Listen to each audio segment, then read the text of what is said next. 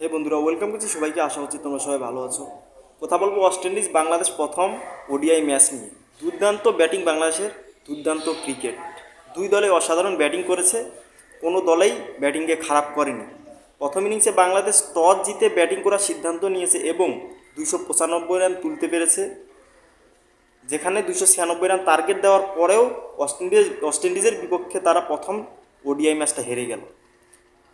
আমাদের তিনজন batsman half century করেছে, যেখানে জাকির আলীর একটা 48 রানের দুর্দান্ত ইনিংস এবং মাহমুদুল্লাহ রিয়াদ 50 রানে অপরাজিত ছিলেন।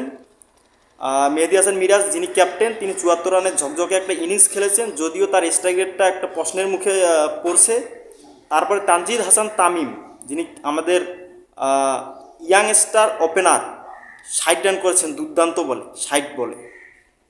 তো এদের ব্যাটিংয়ের উপর ভর করেই কিন্তু আমরা 295 রান তুলতে পেরেছি। এবং যেখানে ওয়েস্ট ইন্ডিজের বোলাররা খুব একটা সুবিধা করতেও না পারলেও কিন্তু তারা রানটা চেপে রেখেছে। যেখানে প্রথম থেকে শুরু করেছে বাংলাদেশ খুব পজিটিভভাবে ব্যাটিং, তারপরে কিন্তু ধীর গতিতে শুরু করেছে মাঝখানে। শেষের দিকে যদিও রান উঠেছে, তারপরও যদি আমরা তাদের ব্যাটিংয়ের দিকে লক্ষ্য করি, তারা কিন্তু একটা সেঞ্চুরি পেয়েছে বন্ধুগণ। 113 রানের একটা ঝকঝকে ইনিংস খেলেছেন এবং 86 রানের একটা ইনিংস খেলেছেন শাই হোপ, যিনি ক্যাপ্টেন এবং উইকেট কিপারের দায়িত্ব পালন করতেছেন। তার এই ম্যাচ জিতায়ও ইনিংসটা খুবই গুরুত্বপূর্ণ ছিল ওয়েস্ট ইন্ডিজের হয়ে। তো বাংলাদেশ প্রথম ম্যাচে হেরে গেল, এখানে কিছু করার নেই। বাংলাদেশের বোলাররা কমার চেষ্টা করেনি, যদিও 20 রানের মধ্যেই কিন্তু 2টা উইকেট পড়েছে তাদের। তারপরে বিশাল বিশাল পার্টনারশিপ তারা গড়ে তুলেছে এবং বাংলাদেশকে হারার জন্য এটাই তাদের যথেষ্ট আমি মনে করি।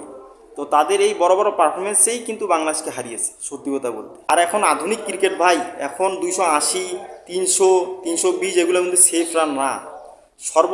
সর্বনিম্ন বর্তমান আধুনিক ক্রিকেটে ওয়ানডেতে 330-330-এর উপরে যদি আপনি রান করতে পারেন, তাহলে সেই রানটা একটু সেফ মনে করা হয়। তারপরেও কিন্তু একটা চ্যালেঞ্জ থাকে বোলারদের জন্য।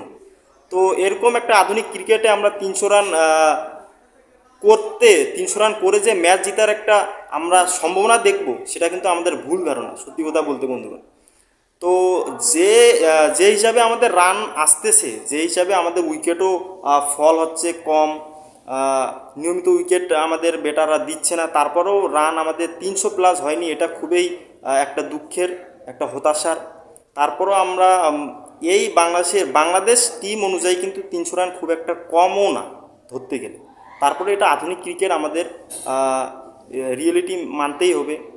তো বন্ধুগণ, আর কিছু করার নেই। বাংলাদেশ প্রথম ম্যাচে হেরে 3 ম্যাচের ওয়ানডে সিরিজে 1-0 এখন পর্যন্ত পিছিয়ে রয়েছে। ওয়েস্ট ইন্ডিজ এগিয়ে রয়েছে, তাদেরকে শুভকামনা এবং অভিনন্দন, প্রথম ম্যাচ জিতেছে। তো আজকে এ পর্যন্ত, সবাই ভালো থেকো আর কমেন্টে অবশ্যই জানাবে বাংলাদেশ কেমন খেলেছে, কেন ম্যাচটা হারলো। বাই।